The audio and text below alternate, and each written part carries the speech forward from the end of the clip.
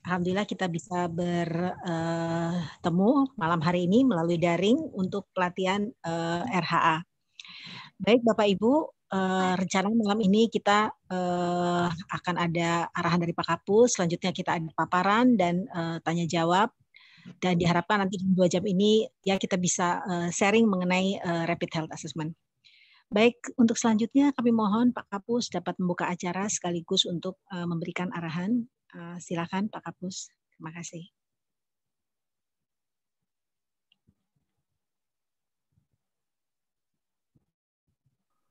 Baik, Dokter Ida, terima kasih. Mudah-mudahan jelas suara saya ya. Jelas, Pak. Jelas, Pak, jelas. Ya, makasih banyak. Dari Sumatera Utara yang hadir siapa ya? Kasubag program apa ya tadi? Infonya begitu ya. Dari Bu Wiwin. Iya Pak, infonya Kasubag program. Pak Fahrial. Hasibuan ya. Siap Pak. Ini Kasubag sudah saya. Program aku. Sudah Pak, sudah saya sampaikan lagi tadi sebelum jam 7, tapi beliau bilang insya Allah akan masuk. Oke, baik. Kita mulai aja ya. Sudah hadir, Pak. Sudah hadir, Pak. Oh ya, Pak Fahrial. Terima kasih banyak. Terima kasih, Pak. Yo, oke, baik. Sebentar ya, sebentar.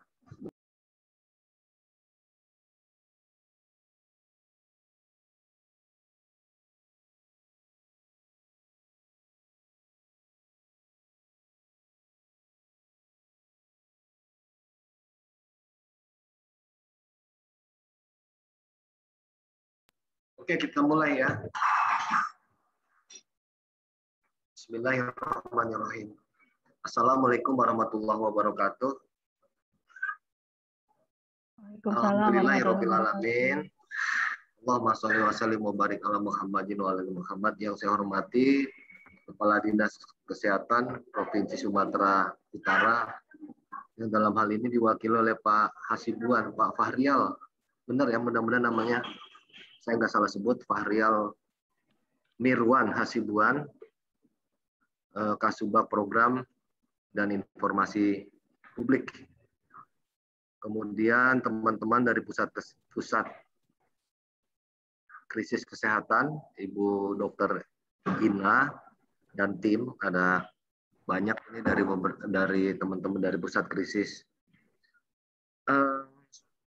Kita bersyukur bahwa hari ini kita memulai acara yang sangat sederhana tetapi memiliki efek yang sangat besar di dalam pengendalian krisis kesehatan yang ada di wilayah Sumatera Utara. Jadi minggu lalu saya ke Medan bertemu dengan Pak Sekretaris dan juga Ibu Sonda dan Bu Hadijah serta beberapa teman di sana, kalau nggak salah Amelia dan teman-teman dari Satgas. Mudah-mudahan Satgas juga diundang Bu Wiwin. Bu Wiwin ada ya? Siap Pak. Ada ya? Siap, saya hadir. Ada ya? Oke, baik. Bu Wiwin ada, dan mudah-mudahan Satgas diundang. Kalau belum diundang, kita panggil aja nanti supaya masuk langsung. Nah, di Sumatera Utara saya kira sangat penting kalau kita memberikan ilmu atau informasi-informasi mengenai RHA. Rapid itu cepat health assessment. Jadi lebih kepada penilaian-penilaian cepat apabila di daerah kita ada bencana atau disaster, yang mudah-mudahan nggak ada di Sumatera Utara, kita berharap demikian. Dan itu yang paling penting adalah mengukur kapasitasnya. Karena krisis kesehatan itu apabila ada dampak di dalam kapasitas pelayanan kesehatan, sehingga beberapa pelayanan kesehatan mengalami suatu hal yang tidak seperti biasanya, katakanlah misalnya kolaps atau apa, dan kemudian kapasitas-kapasitas di sana itu mengalami gangguan. Nah, yang tahu pertama adalah orang-orang di kabupaten kota. Jadi di Jakarta sangat jauh ke sana, tapi teman-teman di kabupaten kota inilah yang harus bisa memetakannya dahulu, artinya membuat suatu rapid. Terima kasih kepada Bu Ina ya, beliau sangat cepat dan tanggap. Kami menyampaikan kira-kira 3 hari yang lalu untuk mempersiapkan ini. Dan tentu dengan tim ada Dr. Rahmat, Dr. Dita, Dr. Eko di sini semua untuk bisa membantu nanti teman-teman di sana. Kita mulai dari awal dulu. Jadi jangan terlalu tergesa-gesa untuk bisa mungkin menguasai 100% persoalan ini. Tapi setidaknya ada satu informasi-informasi dasar yang teman-teman bisa pahami dahulu, dan ini akan terus-menerus komunikasi kita dengan Sumatera Utara tentunya dan seluruh kabupaten kota di sana. Saya kira itu dari saya. Terima kasih sekali lagi. Saya kembalikan kepada Bu Ina dan tim. Tentu nanti saya ikut juga melihat dan berproses dengan kawan-kawan di dalam acara ini. Mudah-mudahan tidak terlalu lama untuk bisa dimulai dan teman-teman bisa mendapatkan intisari semuanya. Terima kasih. Sekali lagi, Assalamualaikum warahmatullahi wabarakatuh. Ya, Waalaikumsalam warahmatullahi wabarakatuh. Waalaikumsalam warahmatullahi wabarakatuh. Terima kasih banyak Pak Kapus. Selanjutnya memang akan ada paparan. Untuk saya persilakan moderatornya dulu, Dr. Rahmat, untuk bisa membuka dan nanti akan ada paparan. Paparan dari saya sih. Saya mohon izin karena laptop saya ada masalah dengan audio, jadi saya menggunakan HP untuk audionya. Baik, Dr. Rahmat, apa standby?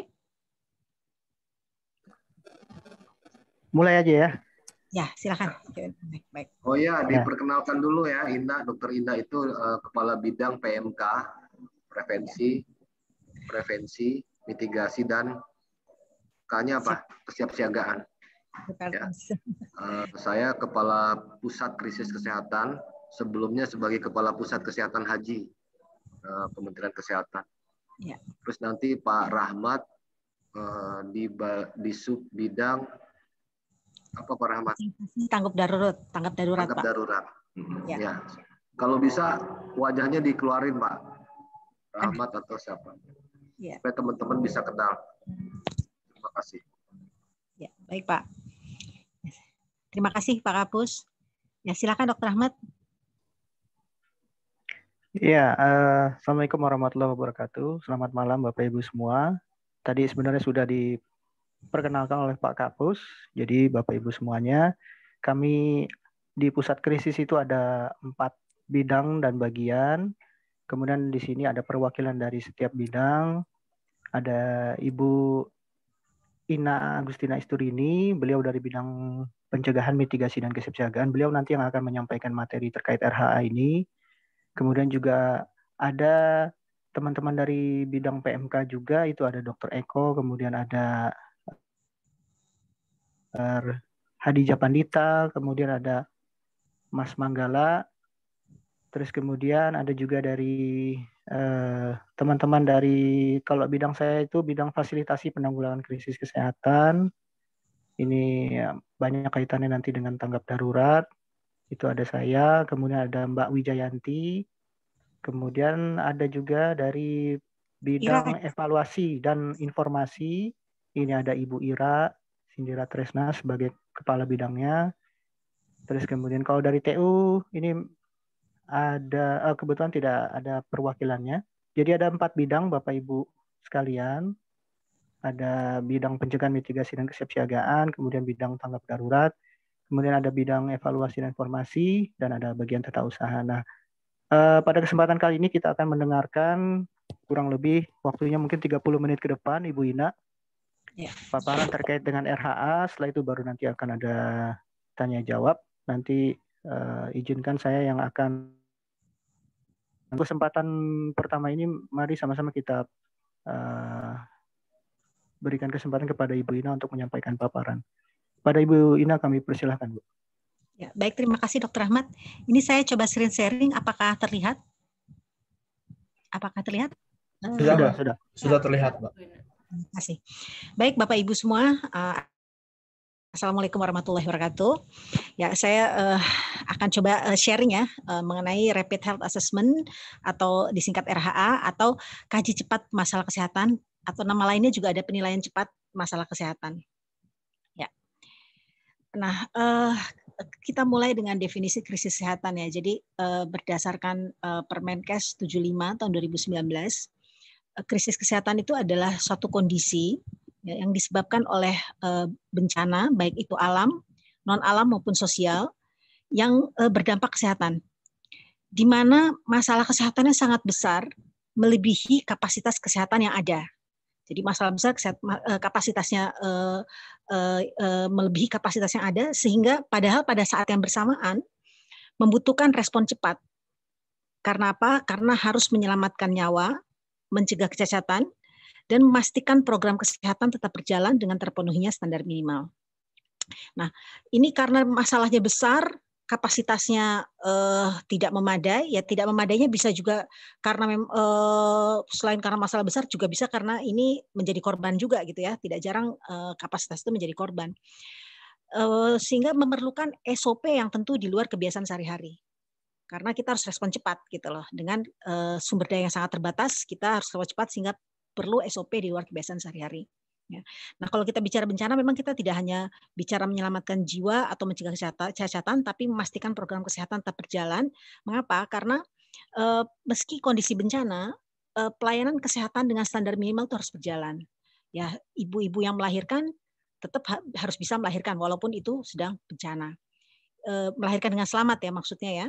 Kemudian orang-orang yang sedang terapi TBC harus tetap mendapatkan terapi TBC. Anak-anak yang gizi buruk harus tetap mendapatkan penanganan gizi buruk. Jadi bencana itu tidak boleh mengganggu pelayanan kesehatan standar minimalnya, standar minimal pelayanan kesehatan. Jadi semua harus berjalan atau kita sering menyebutnya sebagai business continuity, ya seperti itu. Jadi inilah 3 tujuan penanganan krisis kesehatan pada kondisi tanggap darurat ya, kedaruratan. Nah, kalau kita ini mungkin Bapak Ibu sudah cukup familiar ya dengan paradigma manajemen bencana ya. Jadi manajemen bencana itu ada 3 fase, di mana masing-masing fase punya kekhasannya masing-masing, makanya dibagi 3. Ya. Kalau dulu kita banyak bicara reaktif ya menghadapi bencana ya, karena setiap ada bencana kita kaget, setiap ada bencana kita kaget. Tapi dalam perjalanannya penanganan bencana itu ternyata bisa diantisipasi, ya, diantisipasi dan bahkan dikurangi resikonya.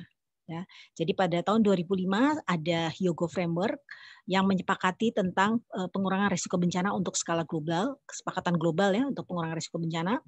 Kemudian Hyogo Framework itu diperpanjang melalui Sendai Framework pada tahun 2015 ya. Jadi itu adalah kesepakatan dunia bahwa bencana itu bisa diantisipasi dan bencana itu bisa dikurangi risikonya ya. Nah, ini itu dilakukan, manajemen risiko dilakukan sebelum terjadi bencana, yaitu pra-bencana. Ya, jadi ini ada 3 tahapan bencana. Yang pertama pra-bencana, sebelum terjadi bencana, kemudian saat kedaruratan, ya. Jadi mungkin bencananya sebentar, kayak gempa mungkin bencananya cuma 10 detik gitu ya, tapi kedaruratannya bisa 2 minggu, bisa 3 minggu, bahkan bisa sebulan gitu ya. Jadi ini saat kedaruratan, kemudian ada pasca bencana, ya. Jadi saatnya untuk melakukan rehabilitasi dan rekonstruksi. Nah, upaya pengurangan risiko bencana itu dilakukan sebelum terjadi bencana, ya, dengan mengelola atau mencegah hazardnya, kemudian mengurangi kerentanannya dan meningkatkan kapasitasnya. Jadi kalau kita lihat risiko itu berbanding lurus dengan ancaman, ya. Jadi semakin kuat ancamannya, ya seperti misalnya banjir semakin tinggi airnya, semakin deras, atau gempa semakin tinggi skala Richternya, maka ancaman itu akan semakin besar dan meningkatkan risiko. Sedangkan kerentanan itu adalah kondisi, situasi, perilaku yang menyebabkan suatu populasi menjadi rentan menghadapi permasalahan kesehatan akibat bencana. Ya, seperti misalnya ya kelompok rentan itu tentu lebih rentan ya, bumil, buteki, lansia, anak-anak itu akan lebih rentan. Atau satu wilayah yang zona risiko COVID-nya sangat tinggi, yang itu tentu akan lebih rentan ya, karena dalam kondisi normal aja COVID-nya tinggi, apalagi nanti bencana di mana terjadi kerusakan di mana-mana dan tentu akan menyebabkan penyebaran COVID akan lebih berisiko lebih tinggi. Ya. Sedangkan kapasitas itu adalah kemampuan kita menanggulanginya. Ya, itu meliputi sumber daya manusia, kemudian logistiknya, kemudian perencanaannya, sistemnya, prosedurnya dan sebagainya. Ya, seperti itu. Nah, kita sekarang fokus untuk karena kita bicara rapid health assessment, maka kita akan fokus pada kondisi kedaruratan. Nah, ada prinsip upaya saat tanggap darurat, ya. Ini Sumatera Utara sebenarnya cukup sering ya terjadi bencana. Saya yakin nih kayak Bapak Ibu sudah berpengalaman ya. Jadi kalau kita prinsip upaya tanggap darurat itu karena harus respon cepat, maka segala sesuatu dilakukan cepat. Tapi cepatnya tuh bukan cepat asal cepat ya. Kalau cepatnya tentu cepat yang terlatih, cepat yang kita tahu harus melakukan apa dan dengan tujuan yang jelas untuk menyelamatkan masyarakat, begitu ya. Jadi yang pertama kita harus melakukan analisis atau kaji cepat. Dalam kondisi data-data bisa jadi masih sangat terbatas, ya. Kita tahu bencana bisa merusak di mana-mana, terjadi chaos, bahkan sistem komunikasi informasi bisa terganggu, kemudian jalanan rusak, listrik bisa mati, bisa jadi informasi tidak mudah kita dapat, belum lagi orang-orang juga mencari keluarganya dan situasi tentu tidak mudah mencari data saat bencana. Sehingga tapi kita tetap harus melakukan kaji cepat, analisis dengan data yang ada dan kita berusaha mengumpulkan data semaksimal mungkin, seoptimal mungkin untuk melakukan kaji cepat, menilai situasi yang ada, ya. Jadi, nah, dengan data yang terbatas itu kita harus menyusun rekomendasi strategi secara cepat dan berani mengambil resiko yang terukur. Resiko terukur ini artinya begini, ketika kita mengambil keputusan dengan data yang terbatas, mungkin gini, ada beberapa daerah yang misalnya komunikasi informasi terputus misalnya, gitu ya, sehingga kita tidak tahu data di situ. Kalau kita tidak tahu, kita kita petakan kemungkinan masalah yang ada gitu. Artinya kita mengambil kemungkinan terburuknya, mungkin di sana banyak korban, kita akan mengirimkan SDM. Tapi perjalanan ke sana kita tahu itu adalah daerah lereng-lereng yang bisa terjadi longsor kalau ada gempa seperti itu. Nah, jadi terukur tuh seperti itu. Kita harus pastikan orang yang kita kirim tetap aman, ya. Kalau kita mobilisasi bantuan itu tetap aman karena kita sudah meskipun tidak dapat informasi tapi kita sudah tahu bisa memetakan kemungkinannya di sana adalah daerah longsor sehingga kalau mengirim tenaga bantuan kita harus hati-hati atau mungkin kita melewati jalan lain yang lebih aman walaupun kita belum mendapatkan informasinya tersebut gitu karena data yang sangat terbatas. Kemudian kita harus merespon cepat dalam kondisi sumber daya yang terbatas atau kurang. Ya, meskipun kurang kita tetap harus respon. Jadi bagaimana caranya tentu dengan mengelola dan memanajemen sumber daya yang ada itu supaya optimal ya, dengan optimal. Jadi kita bisa petakan mana daerah yang paling butuh, mana yang yang mungkin bisa lebih sedikit tenaganya seperti itu ya. Jadi ya itulah kalau orang bencana itu adalah orang-orang yang memang ya karena harus merespon cepat, kita harus mengambil keputusan-keputusan secara cepat, tapi tentu itu dengan analisa yang terukur, ya. Lalu, nah, situasi bencana itu kan sangat dinamis, gitu ya, sangat dinamis sekali, sehingga kita juga harus fleksibel dan adaptasi cepat dengan perkembangan situasi. Jadi bisa jadi info-info itu berkembang sangat cepat sekali, gitu ya. Makanya tidak jarang kalau itu bencananya sedang berat-beratnya itu bisa jadi kita rapat itu 2 kali sehari gitu karena perkembangan situasi yang sangat cepat. Jadi kita harus lihat situasi. Kalau memang perkembangan situasi sangat cepat, kita harus mengupdate segala rencana kita berdasarkan perkembangan yang ada. Ya, perkembangan situasi sangat cepat bisa jadi gitu. Yang kita kira korbannya sedikit, atau korbannya banyak gitu ya. Karena kita tidak mendapatkan informasi secara akurat awalnya gitu ya. Itu contoh-contohnya. Atau bisa jadi tiba-tiba ada gempa susulan yang menyebabkan korban tambahan yang besar gitu ya. Itu kan suatu situasi yang sangat dinamis gitu. Sehingga kita harus bisa beradaptasi dan selalu mengupdate informasi. Nah, saat tanggap darurat itu ada 3 jenis informasi. Yang pertama adalah informasi awal. Yang kedua ada informasi hasil Rapid Health Assessment atau RHA. Dan yang ketiga adalah informasi perkembangan. Informasi awal itu informasi dari lokasi krisis oleh siapa saja, ya, mau puskesmas, mau masyarakat atau siapa saja. Jadi yang mengetahui pertama kali dia langsung menginformasikan ke siapapun yang bisa dihubungi. Jadi tidak urus berjenjang, tidak harus saya harus hubungin orang puskesmas, nanti puskesmas hubungin dinas kabupaten kota, tidak. Kalau memang dia bisa menghubungi orang Kemenkes ya nggak apa-apa, orang Kemenkes aja yang dihubungin gitu. Jadi siapapun yang bisa dihubungin saat itu gitu ya. Jadi ini adalah informasi awal. Jadi siapapun yang mengetahui pertama kali maka dia harus segera menginformasikan kepada pihak yang berwenang ya. Artinya dalam hal ini pemegang otoritas kan Dinas Kesehatan ataupun mungkin Kementerian Kesehatan ya.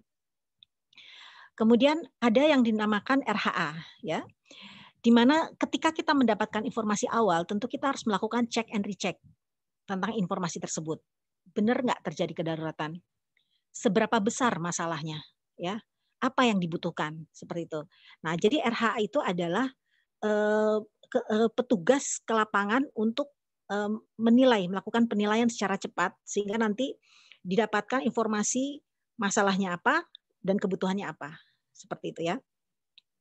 Ada pula informasi perkembangan ya. Informasi perkembangan ini adalah informasi perkembangan situasi yang dilakukan oleh sistem kesehatan secara berjenjang. Jadi artinya gini,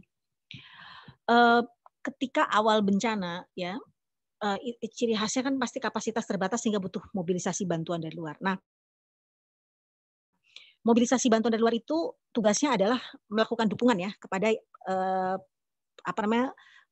otoritas kesehatan setempat gitu ya, melakukan dukungan sehingga membangun sistemnya, memperkuat sistem yang ada. Nah, salah satu sistem yang harus diperkuat adalah sistem informasi. Ya, sistem informasi. Jadi ketika awal bencana itu sudah harus disepakati bagaimana sistem pelaporannya.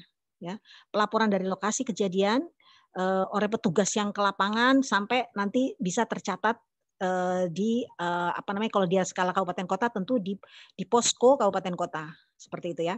Nah, itulah yang harus dibangun sistem itu. Nah, informasi perkembangan itu didapat dari sistem itu yang dibangun tersebut ya. Jadi nanti akan diupdate terus, angka-angkanya akan bisa dengan cepat berubah. Ini saya garis kurung, kita fokus yang di sini. Jadi dari segala jenis informasi maka kita bicara yang RHA-nya saja ya. Ini ya. Oke. RHA sudah diketahui ya, jadi RHA itu satu, kita mengumpulkan data, kemudian data itu diolah dan dianalisa, kemudian disajikan dengan catatan, harus dilakukan secara cepat di lokasi bencana. Seperti itu ya. Nah, ini tujuannya untuk menilai masalahnya, kemudian bukan masalah itu bisa jadi masalah yang sudah terjadi dan bisa jadi resikonya. Misalnya nih, korban yang ada sekarang baru 5, tapi yang hilang 100. Yang 100 ini kan bisa meninggal, bisa juga luka berat gitu ya. Kalau luka berat kan pasti butuh rumah sakit gitu. Jadi itu adalah potensi. Atau ini bencana banjir di mana karena hujan lebat ada potensi ada banjir susulan atau meningkat banjirnya sehingga bisa jadi korban bertambah. Jadi bisa menilai resiko apa aja nih, potensi apa yang bisa terjadi ke depannya. Seperti atau mungkin daerah tersebut daerah yang cakupan campaknya rendah, terjadi pengungsian, bahwa potensi risiko ke depannya bisa jadi ini akan terjadi KLB nih kalau kita nggak hati-hati, seperti itu ya. Nah, setelah itu identifikasi kebutuhannya dan membuat rekomendasi dalam rangka respons cepat kejadian bencana. Jadi inilah RHA ya. Jadi kapan RHA? Segera setelah ada potensi krisis atau setelah terjadi situasi darurat krisis.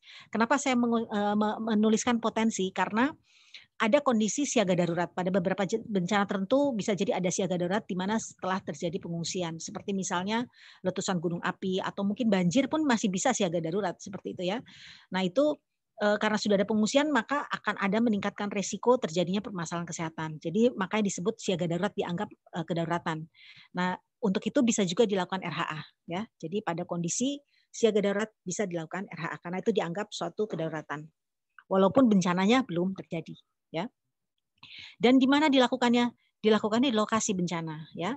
Di pos kesehatan, pengungsian, pasienkes, bisa juga di perumahan ya untuk kalau melihat kalau masih banyak penduduk yang belum mengungsi atau melihat situasi lingkungannya ya di dekat rumahan, kemudian bisa juga di lokasi kejadiannya. Misalnya ini longsor, bisa jadi di dekat lokasi kejadiannya. Kalau orang kesehatan biasanya nggak akan ke daerah merah ya. Kan kalau longsor ada daerah merahnya, ada daerah kuning dan hijaunya. Kita biasa berada di daerah hijaunya ya, daerah yang aman ya. Kalau daerah merah itu biasanya nanti para SAR ya yang menginikan. Tapi bisa jadi kita suaranya putus-putus Bu Ina. Oh, putus-putus ya. Sebentar. Sekarang masih putus-putus kah? Sekarang sudah jelas. Oke. Yang tadi jadi nggak kedengeran dari tadi atau baru aja? Kayaknya yang di kotak yang bawah, yang kotak dilakukan di lokasi itu yang hilang kayaknya situ. Baik. Ya, ini dilakukan di lokasi bencana, ada pos kesehatan, pengungsian, fasiankes atau perumahan ya dan sebagainya. Di mana lokasi yang dianggap perlu ya, seperti itu ya. Kemudian apa yang harus disiapkan kalau kita mau melakukan RHA? Yang pertama, tetapkan anggota tim dan ketuanya serta pembagian tugas ya.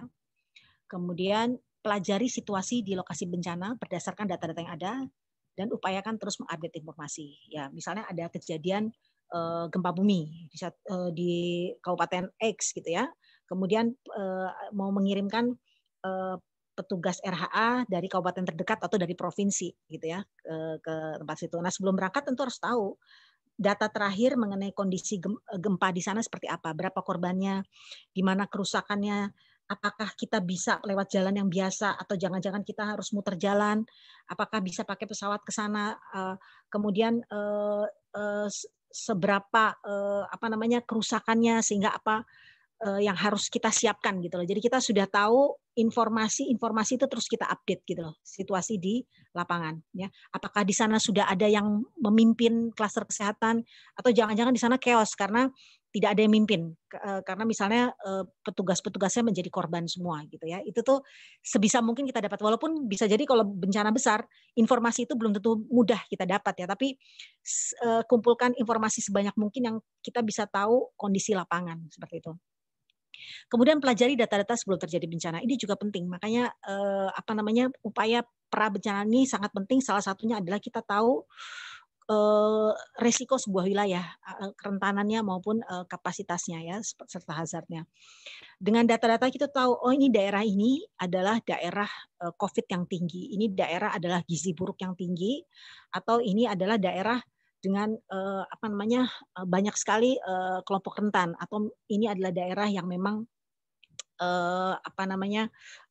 mungkin dari status pendidikan dan ekonominya ini bermasalah ya, sehingga bisa jadi mereka akan sangat rentan seperti itu. Jadi itu adalah data-data sebelum terjadi bencana yang perlu kita pelajari juga ya. Pelajari secara cepat ya sebelum berangkat ya. Kemudian identifikasi potensi hazard serta prosedur penyelamatan. Bahwa kita petugas harus bisa mengamankan diri sendiri. Oleh karena itu kita harus tahu hazard apa yang ada di situ. Ya, misalnya terjadi gempa dan ternyata kita dengar ada konflik juga di situ ya, karena chaos. Nah, kita kan harus tahu, oh potensi itu kita dan kita sudah harus mengerti bagaimana kita menyelamatkan diri kalau terjadi itu. Atau itu lokasi banjir di mana ternyata ada masih banyak yang daerah-daerah yang deras gitu ya. Tentu kita berbahaya kalau kita nggak tahu tempat-tempat yang berbahaya seperti itu gitu ya. Jadi kita harus tahu, dan kalau kita menghadapi seperti itu apa yang harus kita lakukan ya.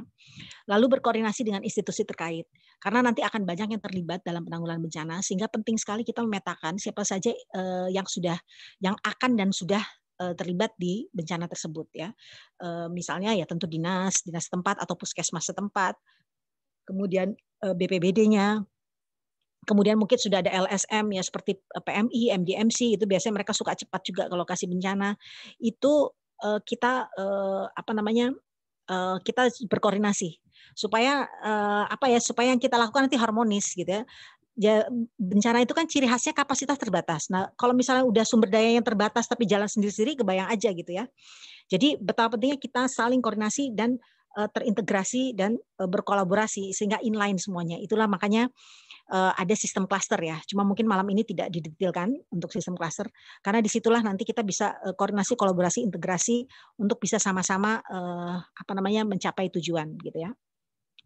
Kemudian juga membawa form penilaian, jadi apa aja checklist yang harus disiapkan dan keperluan administrasi lainnya ya. Ini garis besarnya aja ya, tapi intinya jangan lupa juga keperluan-keperluan pribadi harus disiapkan, karena di lokasi bencana bisa jadi kita nggak gampang ya mau beli alat-alat untuk keperluan pribadi, mau beli makanan tidak mudah, sehingga itu juga harus disiapkan ya. Nah, Cara pengambilan data itu ada beberapa cara. Yang pertama observasi langsung. Jadi kita datang, kita lihat sendiri dan kita tahu ini kondisinya, ya. Kemudian wawancara dengan informan kunci. Kita cari siapa nih tokoh-tokoh di sini yang nanti bisa memberikan informasi, ya. Lalu mengumpulkan informasi dari data sekunder. Ini biasanya data korban ternyata sudah ada pencatatan, kita tinggal ambil tuh data sekunder. Atau misalnya data penduduk di daerah tersebut ini berapa yang terdampak, itu sudah ada data sebelum bencana, itu juga termasuk data sekunder, ya. Nah, kalau memang tidak tersedia data sekunder, jadi kondisinya memang sudah chaos banget nih berarti ini, ya. Tidak ada petugas yang ngumpulin data sebelumnya juga data prabencana juga nggak ada, tidak ada yang merekap. Nah, bisa jadi kita melakukan survei cepat karena kita kan harus tahu nih siapa aja nih yang terkena nih, berapa komposisinya seperti apa misalnya, ya. Berapa nih kelompok rentannya, karena kan terkait dengan nanti rekomendasi kebutuhan yang kita mintakan gitu, ya. Nah, itu kita bisa melakukan survei cepat dengan mungkin hanya satu kelompok secara acak, kita lihat komposisi lansianya berapa, komposisi balitanya berapa, kemudian bumilnya berapa, sehingga kita udah bisa memetakan kemungkinan nanti proporsinya segini sehingga kebutuhan untuk kelompok rentan segini gitu, ya, dari berdasarkan survei cepat, ya. Nah, data apa saja yang harus kita kumpulkan, ya? Yang pertama tentu jenis bencananya, kejadiannya dan waktunya, ya. Kemudian lokasi. Lokasi itu kita usahakan detail gitu loh. Memang ini tidak mudah. Bisa jadi awal bencana kita taunya cuma ada di 3 dusun misalnya di waktu RHA. Tapi nanti akan bisa berkembang, nggak masalah gitu. Tapi yang penting detail, karena apa? Karena kita nggak bisa ngirim bantuan kalau kita nggak tahu lokasinya gitu, ya. Kalau kita cuma tahu di Kabupaten X misalnya, gimana kita bisa memobilisasi bantuan kalau infonya cuma Kabupaten X. Tentu harus ada detail di daerah mana saja yang mengalami bencana, sehingga kita tahu disitulah kita harus mengirimkannya. Jadi sampai desanya di mana, dusunnya di mana, ya. Kemudian data geografis dan lingkungan, ya. Tentu ini juga harus ini apakah daerah pegunungan atau daerah pinggir pantai dan sebagainya. Kemudian ada data korban juga, meninggal, hilang, dan luka atau dirawat. Jadi beberapa bencana mungkin dia bukan luka-luka, ya, tapi juga masalah. Misalnya untuk bencana pandemi, ya, kalau pandemi yang jelas di depan mata nih, ya, itu kan tidak luka, ya, tapi dirawat. Jadi biasanya kita untuk informasi ini, kalau dia rawat jalan maka kita anggap dia luka ringan. Kalau rawat inap kita anggap luka berat. Jadi luka berat atau rawat inap, luka ringan atau rawat jalan. Kemudian berapa data korban yang dirujuk. Juga data pengungsi, jumlahnya, komposisinya, ya. Terus bagaimana penampungan pengungsinya, ya. Itu ada checklistnya di form RHA. Kemudian jenis penyakit apa yang potensi KLB di wilayah tersebut. Ya. Bagaimana juga fasilitas kesehatannya, berapa yang rusak dan fungsinya. Beberapa vaskes walaupun dia rusak masih bisa berfungsi, ya. Mungkin yang rusak cuma beberapa tempat tertentu, misalnya yang rusak cuma tempat rawat, tapi ada tempat rawat inap lain bisa digunakan gitu, jadi masih bisa berfungsi. Jadi ini juga perlu yang nyala. Oke. Kondisi fasilitas umum. Kita nilai listriknya nyala nggak, air bersihnya bagaimana, akses ke lokasi gimana, jaringan komunikasinya bagaimana. Ini juga perlu kita nilai. Kondisi sanitasi dan cashlingnya, ya. Bencana itu khususnya ini terutama bencana alam, ya. Ini terutama bencana alam maksud saya, itu kan biasanya merusak lingkungan gitu, ya. Nah, bagaimana nih kondisi sanitasi maupun kesehatan lingkungannya. Juga ketersediaan sumber daya kesehatan, baik itu SDM, ya, maupun logistik kesehatan maupun pendukungnya, ya. Pendukungnya itu seperti misalnya genset, ambulans, ya, kursi roda, seperti itu tuh adalah pendukung, ya. Tapi nakesnya juga nanti kita nilai bagaimana ketersediaan dokternya, ketersediaan perawatnya, kemudian spesialisnya, bidannya dan sebagainya, atau tenaga-tenaga sanitariannya gitu, ya. Jadi ada banyak tuh, ya, untuk tenaga kesehatan. Sedangkan kalau logistik tentu selain alat kesehatan juga obat-obatan dan perbekalan kesehatan lainnya. Lalu kita juga nilai upaya penanggulangan yang telah dilakukan. Bagaimana komando dan koordinasinya, ya. Jadi komando koordinasi adalah salah satu bagian yang krusial dalam penanganan bencana, ya. Yaitu tidak mungkin sumber daya yang sedikit ini bisa di-manage dengan optimal kalau nggak ada sistem komando koordinasi yang baik. Sehingga itu pun harus dinilai juga bagaimana nih komando koordinasinya jalan nggak di sini, gitu ya. Kemudian apa saja upaya-upaya yang telah dilakukan oleh klaster kesehatan.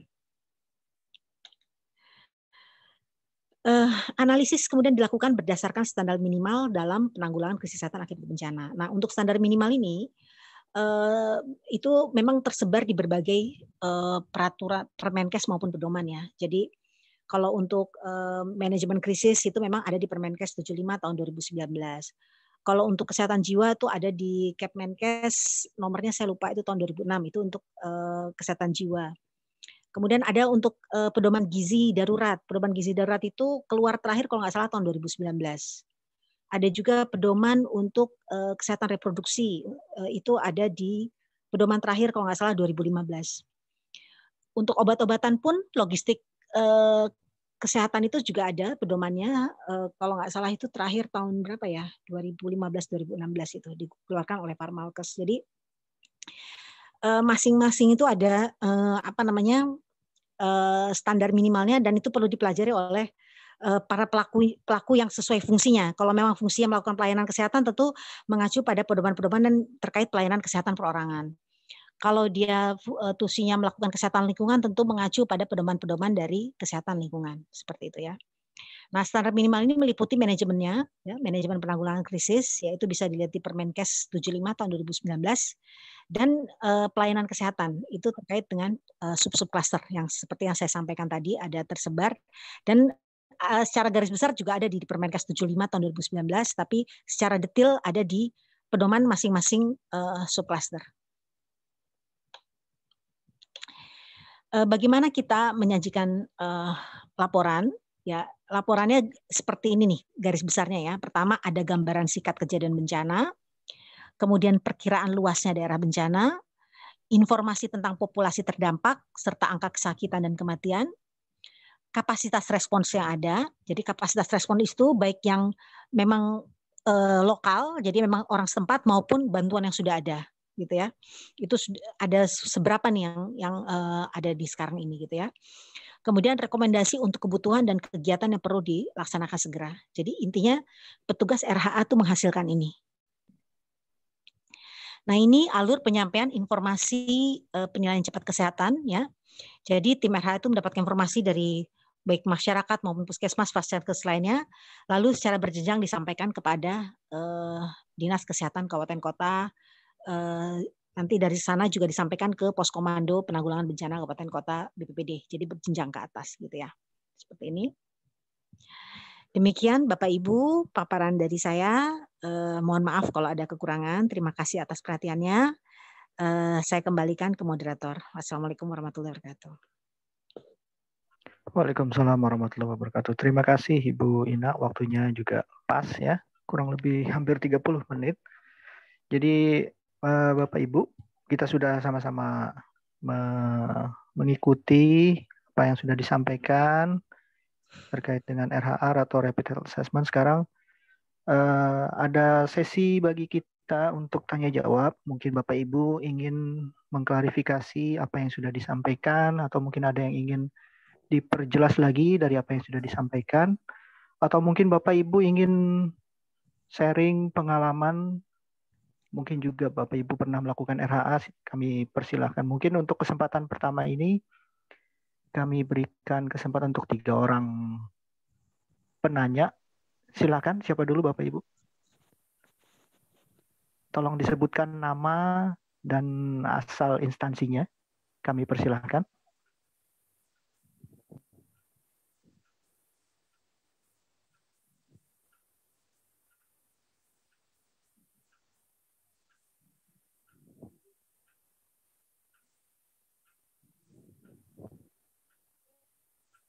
Di sini ada Ibu Erida Damanik, mic-nya nyala atau memang ada pertanyaan yang ingin disampaikan?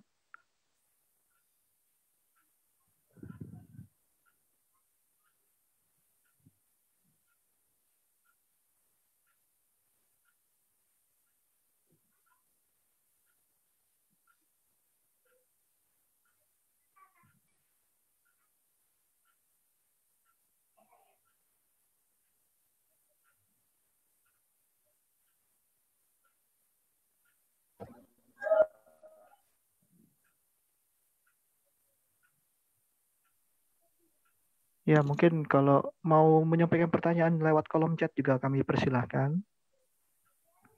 Kita masih banyak waktu untuk bisa diskusi. Pengalaman bencana juga boleh. Artinya tadi kan teorinya tuh, pengalaman bencananya bagaimana tuh dalam menerapkan teori-teori yang ada juga bisa. Kita saling sharing di sini. Izin mungkin sedikit. Silakan Pak. Iya.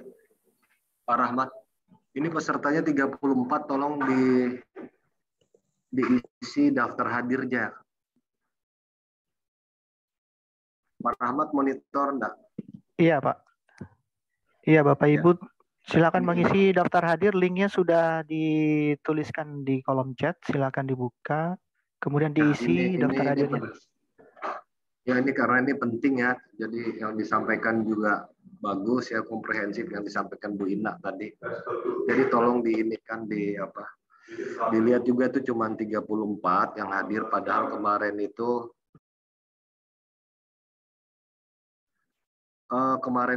saya dapat info katanya akan hadir 60 orang. Ini 34. Jadi di data dulu siapa-siapa yang sudah ikut acara ini.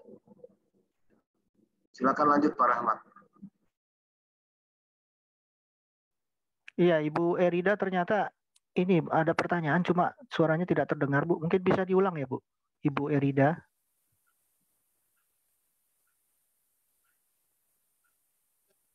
Kalau misalnya suara tidak terdengar, silakan ditulis di kolom chat saja, Bu. Ini Ibu email dari Dinkes Provinsi. Raise hand, silakan, Bu. Ada yang ingin disampaikan?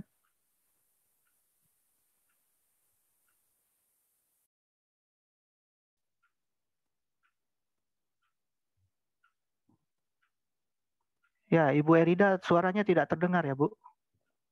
Suara tidak terdengar, Ibu Erida.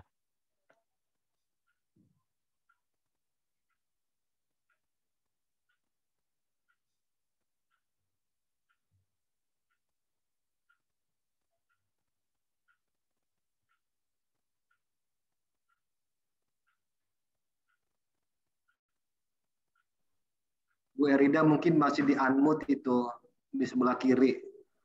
Masih ini kali.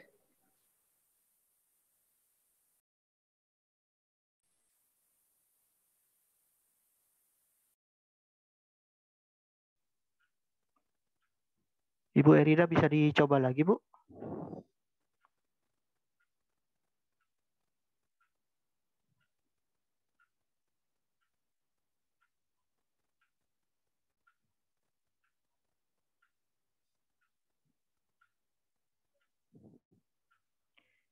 Ya, atau mungkin kita ke Ibu Mel dulu ya.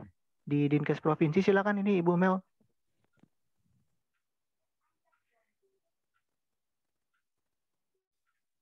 Dinkes Provinsi, Mel, ini Ibu email ya mungkin ya? Iya Pak, izin saya silakan, mau bertanya. Iya, silakan Bu. Iya, Assalamualaikum warahmatullahi wabarakatuh. Terima kasih Pak Kapus dan Bu Eka untuk kesempatan yang sangat berharga sekali tentunya bagi kami di Provinsi Sumatera Utara. Terkait pelaporan RHA, Ibu Ina, saya mohon pencerahannya. Apabila terjadi tanah longsor di lokasi yang tidak ada kepala keluarga atau tidak ada jumlah jiwanya, apakah kita harus laporkan juga atau kah kita hanya menyampaikan itu sebagai laporan kebencanaan saja? Yang pertama. Lalu yang kedua, Bu Ina, terkait pelaporan RHA ini, apabila kami melakukan RHA, apakah ini juga misalnya di suatu lokasi itu dia ada korban jiwa, apakah kami juga langsung mendatangi ke lokasi pengungsinya atau cukup kami mendatangi lokasi bencananya saja atau bagaimana ya Bu untuk pelaksanaan RHA-nya? Dan yang ketiga banyak nih ya Bu. Dan yang ketiga, apabila terjadi bencana di suatu lokasi yang berkaitan dengan yang mengganggu sistem kesehatannya, untuk pelaksanaan, misalnya dia membutuhkan tindakan-tindakan atau rujukan-rujukan yang lebih lanjut, bisakah kita langsung membawa ke rumah sakit tanpa dia misalnya kan ini lokasinya bencana ya Bu, karena di lokasi bencana gitu tentu kan surat-suratnya, jaminan kesehatan dan segala macamnya itu mungkin dia kan tidak ada. Bolehkah kita bawa dia langsung dan surat-suratnya itu nanti menyusul atau bagaimana ya Bu? Mohon pencerahan. Terima kasih. Ya, terima kasih Bu Email. Silakan. Mungkin mau Pak dijawab Rahmat, dulu Pak langsung ya. Rahmat, nanti tolong diinikan. Pak Rahmat. Iya Pak. Pak Rahmat. Ya, nanti tolong diinikan juga, diulang lagi apa yang ditanyakan, karena beda tipis itu antara tanggap darurat dengan RH yang dimaksud. Kita fokus ke RHA juga gitu loh, supaya lebih diinikan lagi ke kawan-kawan semua. Ini penting karena ini adalah dasarnya nanti. Silakan. Iya, Ibu Ina, mungkin kita langsung jawab saja karena ini memang ini ada 3 pertanyaan tadi Bu. Pertanyaan yang pertama itu disebutkan contohnya itu longsor di lokasi yang ternyata tidak ada penduduknya gitu. Nah ini apakah harus dilaporkan juga dalam pelaporan LHA atau hanya disampaikan sebagai laporan kejadian bencana saja? Mungkin ada tanggapan Bu. Pertanyaan pertama dulu mungkin Bu. Baik ya, terima kasih Dokter Ahmad. Terima kasih Bu Emel. Bu Emel, pertanyaannya jadi gini, kita kembali ke definisi krisis gitu ya. Krisis itu adalah satu kondisi disebabkan oleh bencana alam, non alam maupun sosial yang berdampak kesehatan. Di mana masalahnya lebih besar daripada kapasitasnya. Pada saat yang bersamaan kita harus respon cepat. Jadi karena itu kita nggak bisa pakai SOP sehari-hari, harus pakai SOP yang luar biasa. Itu namanya kondisi krisis. Nah, sering juga terjadi kayak banjir, tapi terjadi di terjadi di persawahan misalnya, ya. Longsor terjadi di daerah perikanan misalnya seperti itu ya. Itu BNPB nyatet sebagai bencana karena itu ada dampak ekonomi, tapi itu nggak masuk ke krisis kesehatan gitu loh, karena nggak ada masalah kesehatannya seperti itu ya. Jadi ini kalau memang mungkin ini pertanyaannya waktu itu ada informasi awal ada longsor kali ya, kemudian mengirimkan tim RHA ke lapangan untuk ngecek apakah ada darurat atau tidak gitu ya. Nah kalau memang melihat tidak ada masalah kesehatan berarti kan itu bukan satu kondisi darurat krisis kesehatan, sehingga itu dicatat sebagai hasil pemantauan saja, tapi bukan sebagai data kondisi krisis gitu loh. Jadi bukan kondisi krisis kesehatan seperti itu karena nggak ada masalah kesehatan sama sekali seperti itu. Jadi ya terjawab ya kayaknya yang pertama ya. Jadi kita melaporkan itu sebagai hasil pemantauan karena yang kita pantau itu belum tentu bencana walaupun mungkin itu banjir, tapi banjir itu nggak ada orang yang kena gitu loh. Jadi ya itu sebagai hasil pantauan aja, tapi bukan kondisi krisis gitu. Seperti itu ya Bu Email. Cukup jelas ya Bu Email ya? Halo Bu Email? Bu Emel, untuk pertanyaan pertama sudah jelas ya? Sudah jelas ya? Oke, saya langsung ke pertanyaan kedua ya Bu Emel ya. Oke. Ya, pertanyaan yang kedua ini ditanyakan apabila melakukan RHA, terus kemudian ada korban jiwa, kemudian juga ada pengungsi. Ini pertanyaannya sih memang datang ke lokasi bencana atau ke pengungsian juga harus dilakukan RHA juga gitu. Ini pertanyaannya. Ya. Jadi RHA itu memang itu adalah sebuah kerja tim gitu lah. Maka itu adalah sebelum berangkat harus ditentukan timnya, siapa leadernya, nanti ada pembagian tugasnya ya. Kalau itu lokasinya kecil sedikit gitu ya, itu memang kalau bisa datengin semuanya Bu, biar kita benar-benar mendapatkan artinya kalau perlu juga ya, kalau bisa dan perlu gitu kita datangin semuanya sehingga kita benar-benar mendapatkan data yang lengkap dan akurat gitu ya. Tapi kalau lokasi sangat luas gitu ya, bencananya besar, tentu kita harus memprioritaskan ini wilayah mana yang kita datangi langsung, wilayah mana yang kita cukup dapat data sekundernya saja gitu loh. Jadi nggak perlu kita data primer semua, ada beberapa kan bisa data sekunder. Jadi pertanyaan saya untuk yang kedua ini akan sangat tergantung dengan situasi dan kondisi. Ya, dengan yang penting bagaimana caranya kita mendapatkan data yang dibutuhkan, ya, selengkap mungkin dan secepat mungkin sehingga kita bisa memberikan laporan secepatnya seperti itu. Ya, jadi untuk lokasi mana saja yang dipilih itu nanti tergantung situasi lapangan. Kalau memang data sekunder sudah akurat kita udah dapat misalnya, ya nggak perlu kita datangi lagi ya. Misalnya lokasinya luas, kita datangi tempat-tempat yang memang agak sulit datanya seperti itu. Ya, jadi yang jawaban nomor 2 adalah tergantung situasi dan kondisi. Tapi pada intinya tim akan harus mencari strategi gimana caranya mendapatkan data yang dibutuhkan secepatnya sehingga dapat melaporkan dengan secepatnya. Seperti itu. Itu untuk yang kedua. Cukup jelas Bu Email ya? Cukup jelas Bu. Terima kasih. Ya. Kalau gitu saya langsung aja nih ya. Gimana dokter? Iya. Ya. Ada pertanyaan yang yang ketiga. Ya. Ini kalau misalkan ada korban, kemudian dia perlu rujukan, apakah bisa langsung ke rumah sakit tanpa surat rujukan atau tanpa ada keterangan yang lain begitu? Ya, yang namanya bencana ya umumnya memang mengganggu sistem kesehatan ya, karena dia kan mengganggu SDM-nya, mengganggu vaskesnya gitu ya. Jadi memang ini satu hal yang biasa dalam suatu kondisi bencana. Nah, kalau untuk rujukan itu tentu langsung gitu loh. Jadi ketika terjadi suatu situasi krisis, maka yang berlaku adalah sistem rujukan kondisi krisis, ya. Di mana tentu pasien biasanya dilakukan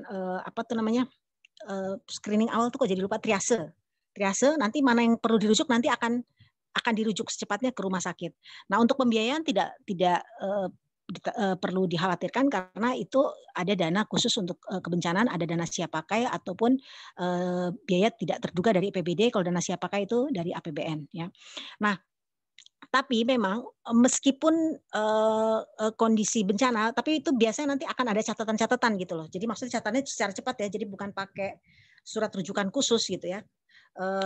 Kan nanti dalam dalam triase itu kan ditaruh kartu-kartu tuh di pasien.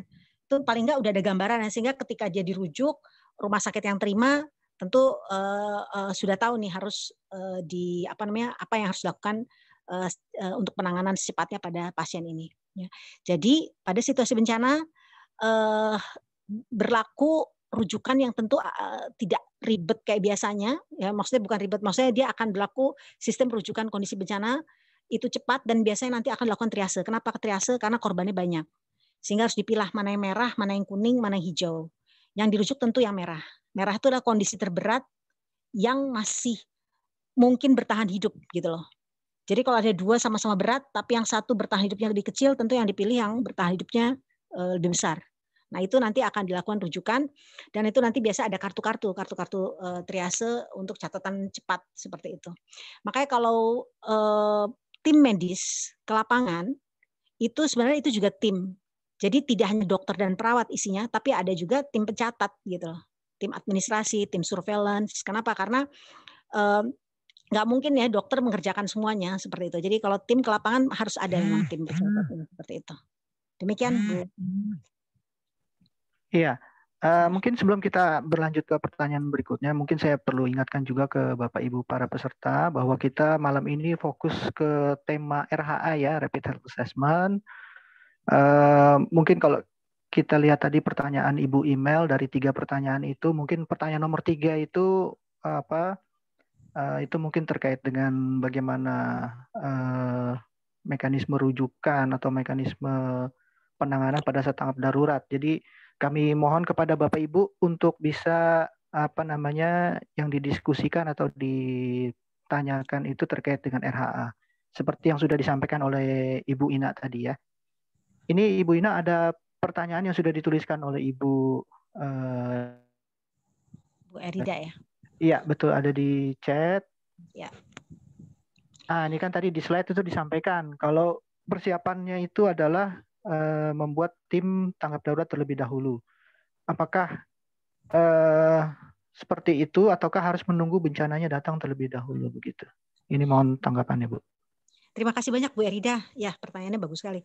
Ya, intinya tentu sebelum bencana sudah kita tetapkan timnya ya. Jadi karena kenapa dengan menetapkan tim, mereka tentu juga kemudian dilatih sehingga kalau bencana tinggal kirim gitu. Dan idealnya sebanyak-banyaknya kalau bisa setiap puskesmas itu juga ada tim yang siap dikirim untuk melakukan RHA ya. Karena apa namanya, biasanya nanti kalau terjadi bencana tentu yang terdekat kan yang datang ya. Tapi paling enggak tim itu dibentuk sebelum bencana dan kemudian tentu tidak hanya dibentuk tapi dilatih, dibina sehingga ketika bencana mereka terampil dan juga ya seperti yang diceritakan tadi ya, kondisi bencana itu kan butuh ada insting khusus gitu ya. Dengan data terbatas, dia harus ngasih dia harus dengan kondisi juga serba terbatas harus cari data pula gitu ya. Lalu ngasih rekomendasi itu bukan hal yang mudah. Hanya sehingga kalau orang tidak terlatih sebelumnya, ketika bencana melakukan itu pasti akan tergagap-gagap gitu. Jadi penting sekali pembentukan dan pembinaan serta peningkatan kapasitas untuk tim tersebut. Demikian. Cukup jelas ya Bu Erida ya? Ya. Ya. Ini iya karena beliau nggak bisa itu ya suaranya. Suaranya nggak kedengeran. Ya baik. Mudah-mudahan cukup jelas ini. Ya. Baik Bapak Ibu, apakah ada ingin yang didiskusikan? Kami masih memberikan kesempatan Bapak Ibu. Izin Pak, Roida Pak, Dinas Kesehatan Kota Medan. Iya, silakan Bu Roida.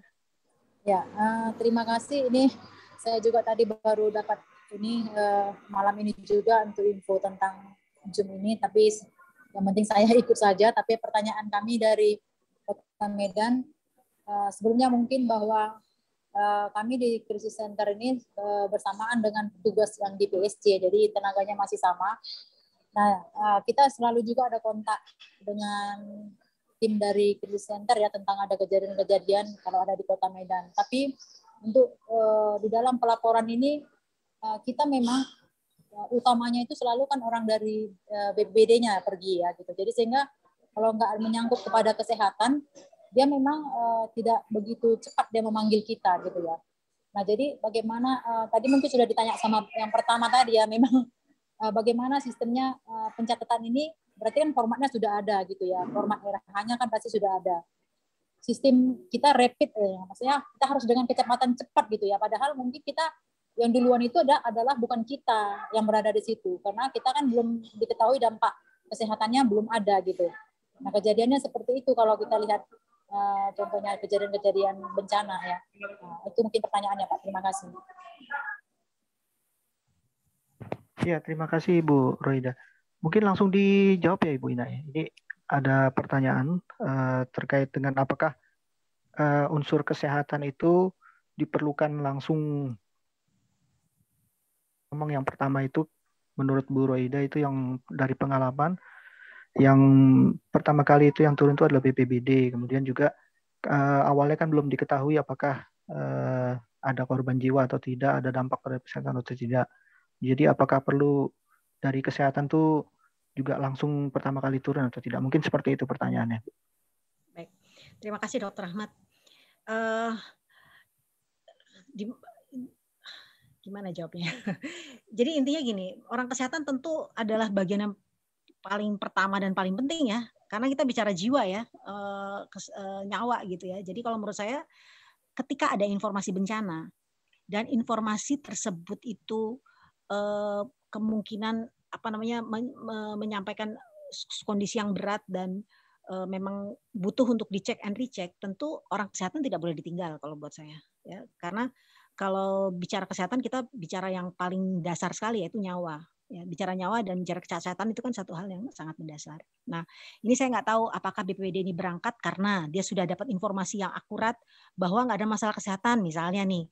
Di sana tuh masalahnya perekonomian aja masalahnya tuh ada longsor kena persawahan gitu ya. Jadi kerusakannya itu dampaknya ekonomi kayak gitu ya. Karena memang biasanya BNPB atau BPBD mencatat itu bencana-bencana yang nggak berdampak ke manusia tapi berdampak ekonomi juga dicatat seperti itu. Apakah seperti itu? Atau mereka menganggap kesehatan belakangan aja deh, kita aja. Nah, kalau memang yang mereka menganggap seperti itu, tentu itu anggapan yang tidak tepat, yang perlu diadvokasi gitu ya. Karena orang kesehatan ya yang pertama lah, termasuk yang pertama harus mengetahui kalau ada permasalahan kesehatan akibat bencana di suatu wilayah. Jadi dari saya jawabannya adalah kalau memang itu satu bencana yang memang atau gini aja, ini seharusnya BPBD kalau mau berangkat ke lapangan harusnya ngajak orang kesehatan. Kecuali dia yakin ini nggak ada masalah kesehatan sama sekali, dan oleh karena itu orang kesehatan nggak perlu diajak. Seperti itu. Jadi dari saya seperti itu. Demikian. Halo, Pak Rahmat? Jangan-jangan saya keputus suaranya. Enggak, udah. Enggak. Ya. Ya, baik. Terima kasih. Ya, baik Bu. Dari Ibu Roida, apakah ada tanggapan mungkin Bu dari apa yang sudah dijelaskan oleh Ibu Ina? Ya, sudah jelas? Sudah jelas. Terima kasih Bu. Terima kasih. Sama-sama Bu. Ini ada Bu Erida lagi nih.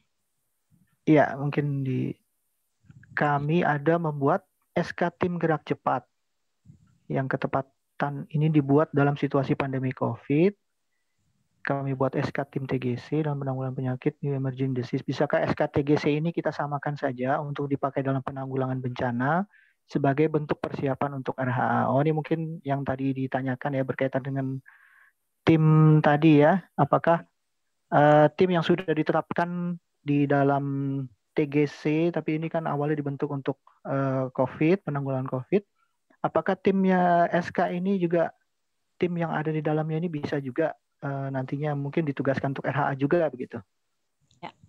Ya. Terima kasih pertanyaannya nih Bu Erida. Ya, memang masalahnya kita kan keterbatasan SDM ya. Kebanyakan yang melakukan yang ke lapangan ya itu juga orang-orangnya. Kalau menurut saya sebenarnya nggak masalah ya. Yang harus dipastikan adalah keterampilan dan kemampuannya. Karena kalau melakukan RHA itu dia tentu harus bisa umum ya. Jadi tidak, kalau ini kan dia kan paham tentang penyakit gitu, tapi dia juga harus paham tentang melakukan RHA secara umum untuk bencana-bencana lainnya. Jadi tidak hanya untuk bencana pandemi. Jadi kalau menurut saya karena memang ya selama ini pengalaman saya melakukan asistensi ke lapangan, orang-orang yang bisa melakukan cepat saat bencana kan memang terbatas ya, hanya itu saja. Nah ini kalau sudah ada tim TGC, yang paling penting adalah pembinaan dan penguatan kapasitasnya gitu. Kalau menurut saya seperti itu. Jadi bisa aja orang ini, tapi pastikan keterampilannya, kapasitasnya. Demikian.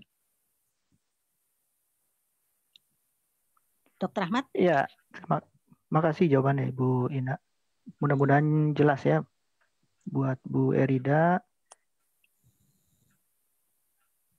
Baik, mungkin ada pertanyaan lagi dari Bapak Ibu yang lain. Ini masih banyak waktu kita, masih bisa kita pakai. Silakan apabila ada yang ingin ditanyakan.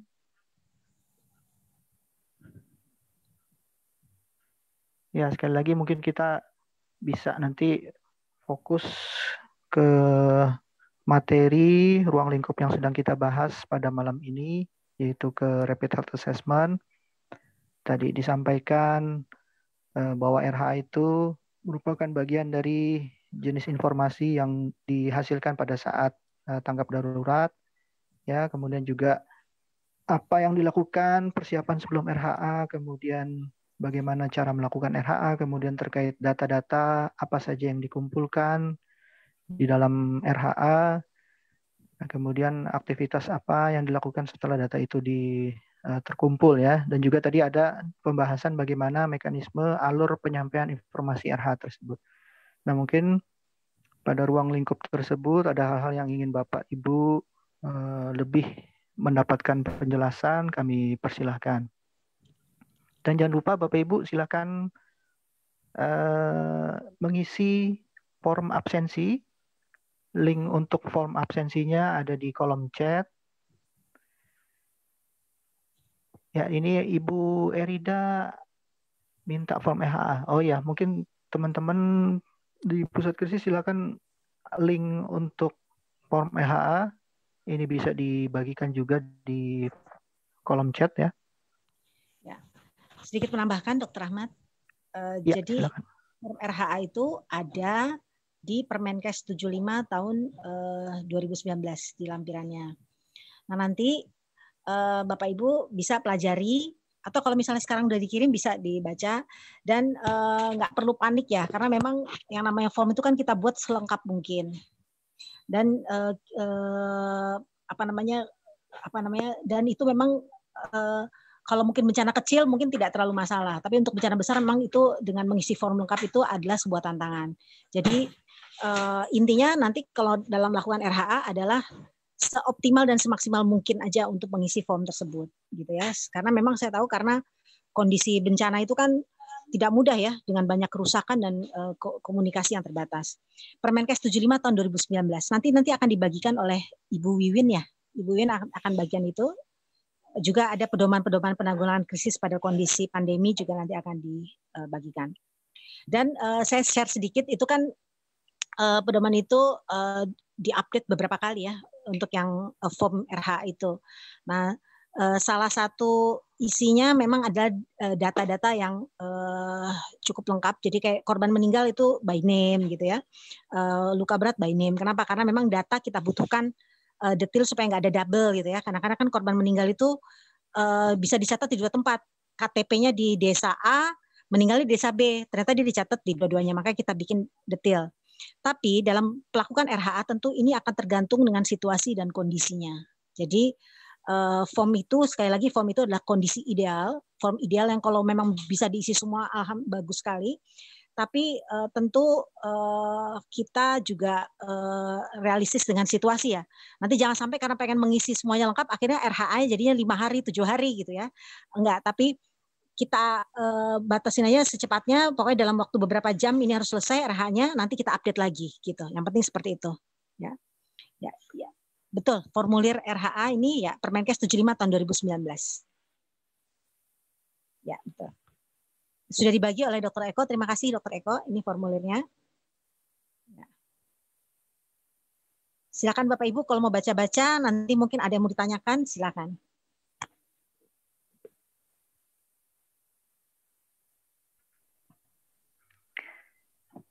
Iya, kami persilakan buat Bapak Ibu. Ini kita masih ada waktu kurang lebih setengah jam lagi ya untuk diskusi ini.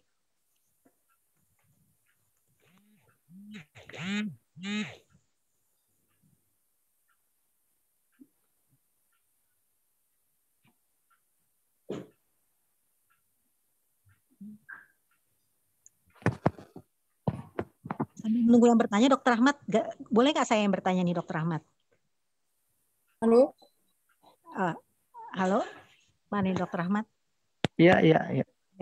Nggak, saya pengen tahu aja nih dari peserta-peserta ini yang sudah pernah terlibat dalam penanggulangan bencana secara langsung, mana aja ya? Boleh nggak raise hand? Biar saya lihat yang benar-benar pernah ngalamin kejadian bencana secara langsung. Kalau nggak raise hand, boleh nulis di chat juga nggak apa-apa.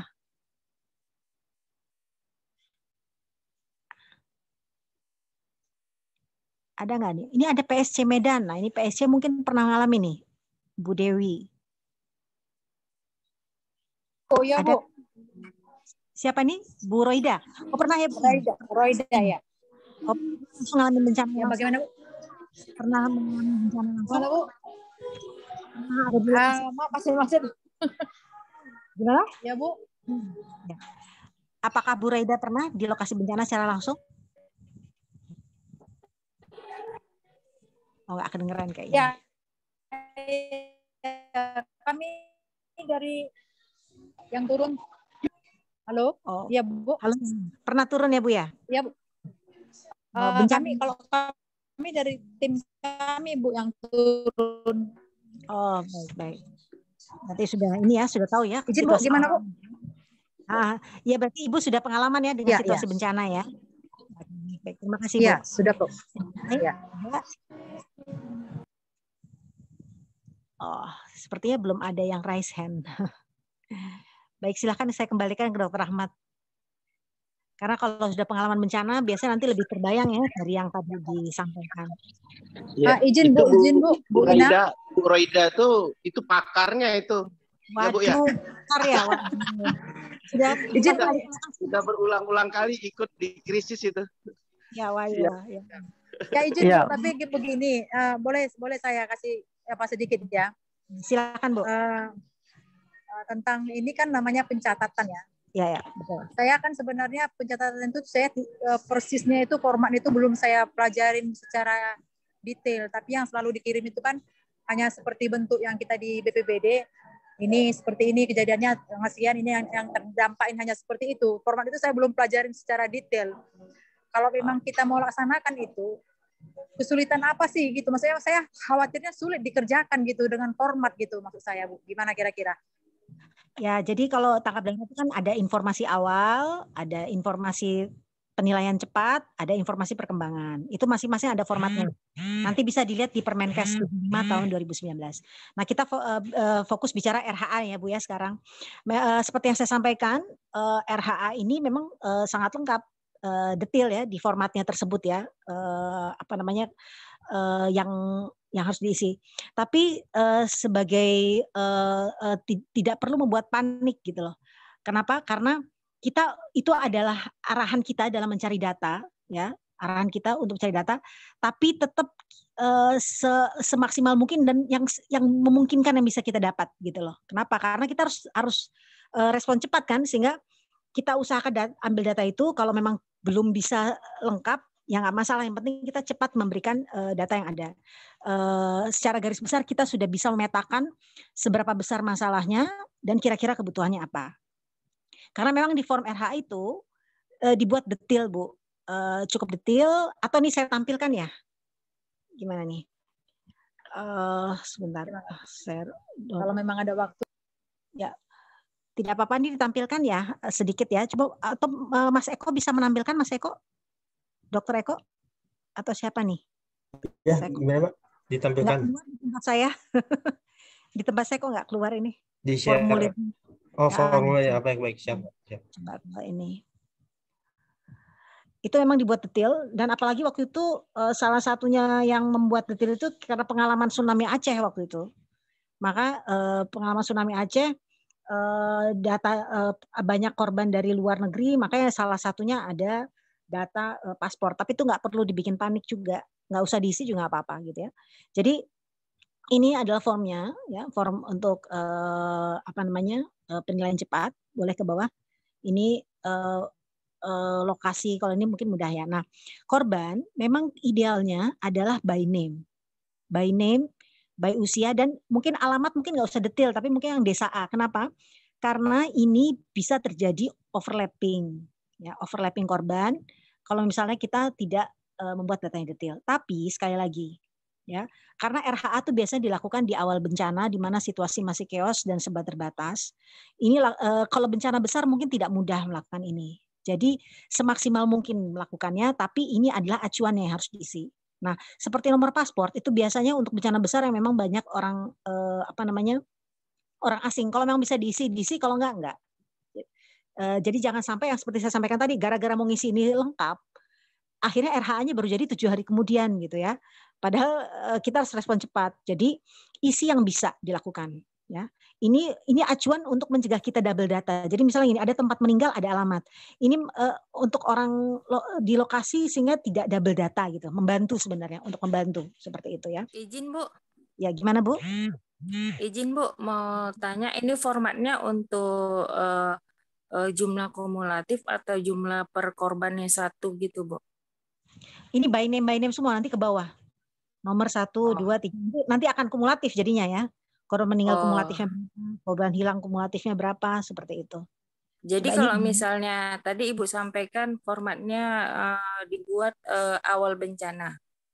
Itu respon time-nya 1 hari dibuat, RHA-nya ini dibuat per hari atau gimana Bu? Baik, ini jadi gini, data tuh ada informasi penilaian cepat ada perkembangan. Kalau RHA nggak mungkin tiap hari gitu ya. RHA itu kan soalnya kita harus ke lokasi bencana. Nanti selanjutnya sambil kita ke lokasi bencana kita memperkuat sistem informasi. Jadi sistem pelaporan kita perkuat. Nah selanjutnya nanti pelaporan itu melalui sistem pelaporan itu dari orang lapangan sampai ke pos komandonya yang melakukan perekapan data seperti itu. Nah, bisa kita melakukan RHA kedua ya ketika ada kita mau ngecek lagi ketika ada situasi mungkin perubahan yang lebih signifikan gitu ya. Misalnya situasi sudah mulai bisa situasinya makin hebat atau situasinya sudah mulai menurun, kita cek lagi melakukan RHA kedua. Jadi RHA itu kan ke lokasi bencana. Jadi nggak mungkin setiap hari kita melakukan itu gitu. Perkembangan itu dilakukan melalui sistem pelaporan yang juga dibangun saat Berarti setiap waktu bisa diupdate lah ya Bu ya datanya. Betul. Diupdate-nya melalui informasi perkembangan itu. Iya benar. Seperti itu ya. Makanya penting sekali membangun sistem pelaporan, alur pelaporan saat bencana. Yang ke lapangan itu harus ada pelaporan dan nanti janjian laporan paling lambat jam 4 misalnya.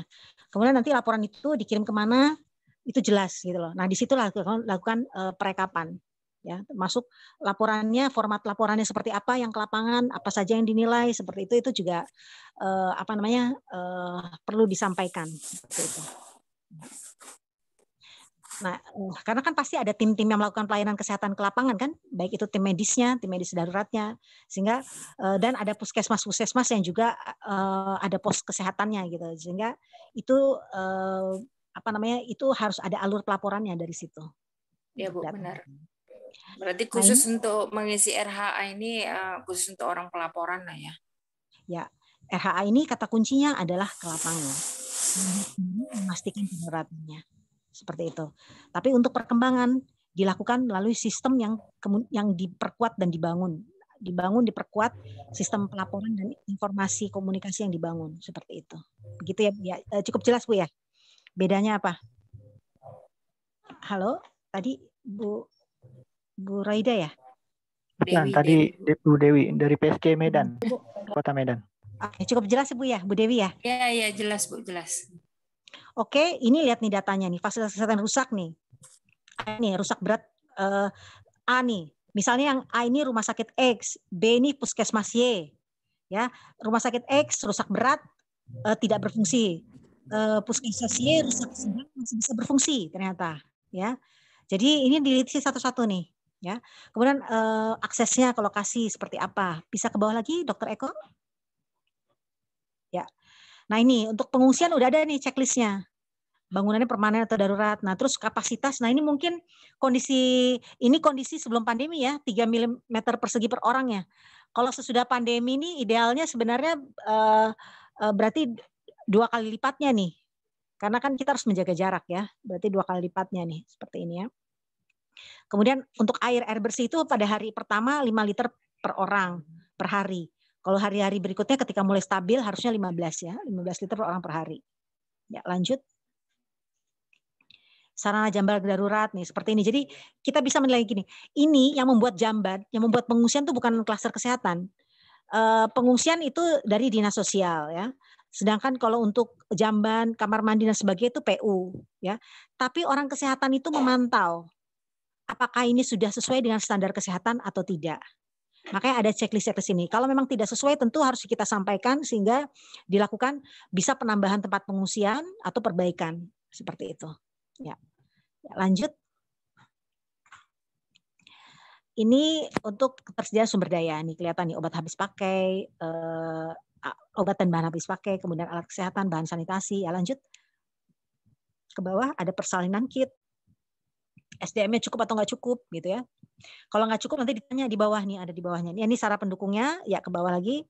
Rumah sakit juga ada datanya. Silakan ke bawah lagi Dokter Eko. Ini tinggal diisi checklistnya. Nah, kebutuhannya itu apa? Ya. Jadi tenaga kesehatan tersedianya apa, yang dibutuhkan tuh apa? Intinya seperti itu ya. Jadi salah satu rekomendasi RHA itu harus jelas. Jangan sampai nanti rekomendasinya seperti ini. Butuh dokter. Dokter apa yang dibutuhkan? Dokter umum atau dokter spesialis dan berapa jumlahnya? Butuh obat. Obat apa yang dibutuhkan? Paracetamol, antibiotik atau apa? Berapa jumlahnya? Jadi rekomendasinya harus detail. supaya nanti ngirim bantuannya juga jelas gitu. Jangan sampai hanya bilang butuh dokter. Akhirnya dikirimlah dokter umum, ternyata yang dibutuhin dokter ortopedi misalnya. Karena nggak jelas. Butuh obat, akhirnya dikirimlah obat, dikirim banyak obat-obatan. Tapi ternyata yang dibutuhkan adalah antibiotik gitu. Tapi yang dikirim yang banyak adalah paracetamol. Itu kan tidak nyambung nanti. Jadi harus jelas dan detail. Ya, ke bawah. Ini upaya penanggulangan telah dilakukan. Ya, lanjut. Terus oke. Ya, terus ini termasuk nanti tambahannya ini komando koordinasinya ya, klaster kesehatan. Bantuan yang diperlukan dan rekomendasinya. Jadi inilah gambaran RHA. Jangan panik melihat formnya. Tapi dengan kita melatih diri sebelum bencana, kita mengerti teknik-teknik melakukan RHA, itu sebenarnya kalau kejadian bencana form ini akan lebih mudah diisi gitu ya, dibandingkan kalau kita sama sekali nggak terlatih. Seperti itu. Makanya yang paling penting adalah tim dibentuk itu juga ditingkatkan kapasitasnya. Demikian. Ya, saya kembalikan ke Dr. Ahmad. Ya, terima kasih Bu Ina. Ya, ternyata setelah kita tampilkan formnya, ini ternyata Bapak Ibu juga ternyata ada banyak pertanyaan terkait dengan bagaimana cara mengisinya, apakah harus diisi selengkap-lengkapnya dulu baru dikirimkan atau tidak, seperti itu ya. Ya, Bapak Ibu, apabila sudah tidak ada hal yang ingin didiskusikan lagi, mungkin saya ingin menyimpulkan sedikit ya. Yang pertama, ini juga dalam diskusi tadi berkembang terkait dengan tim yang akan melakukan RHA ya. Jadi ini mungkin kesimpulannya diperlukan tim memang yang akan melakukan RHA. Tim yang akan melakukan RHA itu bisa saja juga tim yang sudah dibentuk sebelumnya, bisa diberikan tambahan tugas berupa RHA. Jadi yang terpenting adalah bagaimana fungsi RHA itu bisa dijalankan ya, baik oleh tim yang memang sudah ada maupun tim yang baru dibentuk. Kemudian yang kedua, poin penting juga adalah RHA itu harus dilakukan secepat mungkin ya. Kata secepat mungkin ini mungkin hanya bisa dilakukan oleh orang memang yang terdekat dengan lokasi bencana begitu. Dan tentu saja orang kesehatan yang terdekat dengan lokasi bencana adalah orang-orang yang bertugas di puskesmas ya. Kenapa harus dilakukan secepat mungkin RHA ini adalah karena respon yang dihasilkan juga harus cepat dan tepat begitu ya, karena rekomendasi yang dihasilkan pada RHA inilah yang dijadikan bekal untuk kita merespon dengan tepat. Terus kemudian juga Bapak Ibu sekalian, form yang ada ini seperti yang sudah disebutkan tadi, ini sebagai guidance bagi kita ya untuk mengisi. Jadi apa-apa saja hal-hal yang penting yang harus kita ketahui, nah itu ada di dalam format tersebut. Jadi tidak perlu khawatir dengan tabel-tabel yang banyak, isi dengan data-data yang telah tersedia, karena ini harus dihasilkan secara cepat, maka untuk melengkapinya ini bisa di selanjutnya begitu ya, sesuai dengan perkembangan juga, maka itu bisa dilaporkan dalam laporan perkembangan. Nah, kemudian ternyata Bapak Ibu ini kalau kita melihat form RHA ini harus ada penjelasan-penjelasan lagi ya terkait dengan tabel-tabel yang ada di form tersebut. Ini mungkin kita akan ada ya mungkin diperlukan penguatan-penguatan lagi, mungkin ada kegiatan lanjutan begitu ya yang di mana kita harus bisa lebih jelas lagi terhadap cara mengisi tabel-tabel yang ada di form RHA ini. Kemudian juga di sana banyak parameter-parameter yang definisi operasionalnya itu mungkin harus kita ketahui bersama dan harus disepakati. Nah, kemudian yang tidak kalah penting, ini tim RHA ketika RHA itu sudah selesai dilakukan, laporan sudah dibuat, rekomendasi sudah dihasilkan. Nah, ini juga yang harus diketahui oleh tim RHA adalah alur pelaporannya. Kepada siapa laporan RHA tersebut harus diberikan begitu ya. Nah, kemudian poin penting yang lainnya adalah terkait dengan rekomendasi tadi. Rekomendasi harus jelas, rekomendasi ini harus ditindaklanjuti oleh siapa, dan kemudian juga yang penting harus jelas begitu ya, tidak tidak multitafsir, supaya apa yang dilakukan nanti tepat sesuai dengan tepat sasaran, sesuai dengan kebutuhan. Ya, mungkin itu beberapa hal penting yang bisa saya simpulkan dari apa yang sudah dipaparkan dan dari diskusi yang berkembang. Kami banyak terima kasih kepada Ibu Ina. Terima kasih sudah menyampaikan paparan dan terima kasih sudah merespon beberapa pertanyaan serta diskusi. Juga terima kasih kepada Bapak Ibu semua yang sudah menyampaikan pertanyaan. Ya, dari saya selaku moderator, kami mohon maaf apabila ada kekurangan. Kami kembalikan ke pembawa acara. Mungkin ada kita langsung penutupan ya. Kami serahkan ke Pak Kapus untuk memberikan arahan dan sekaligus menutup kegiatan pada malam ini. Kepada Pak Kapus kami persilahkan, Pak.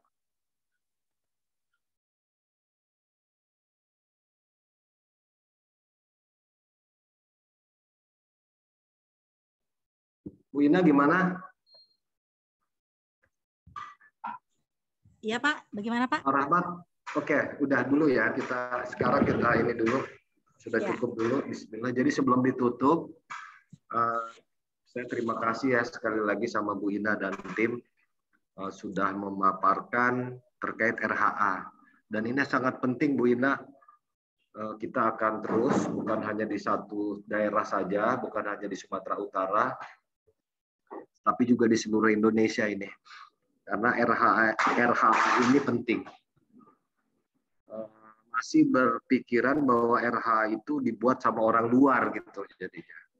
Saya melihat dan mencermatinya ini baru beberapa kali pertemuan tentang RHA ini, kesannya itu orang datang terus melakukan rapid assessment tersebut. Nah, padahal kita menginginkan betul bahwa kapasitas itu dimiliki oleh kabupaten kota. Kita ingin seperti itu.